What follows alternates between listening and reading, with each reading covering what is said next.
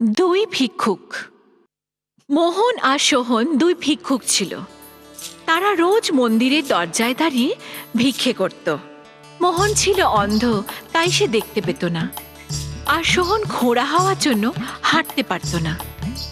একদিন এক ধনবান ব্যক্তি ওদের কাছে এসে বলল, বন্ধুরা, আমি আমার বাড়িতে বিরাট খাওয়ার ব্যবস্থা করেছি, বুঝলেন তো? আপনারা সবাই ওখানে এসে অন্ন গ্রহণ করবেন।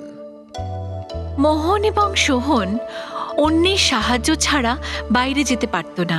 তাই মোহন সোহনকে বলল, তুমি যদি আমাকে রাস্তা বলে দাও, আমি তোমাকে পিঠে বসিয়ে নিয়ে যাব। সোহন রাজি হয়ে গেল।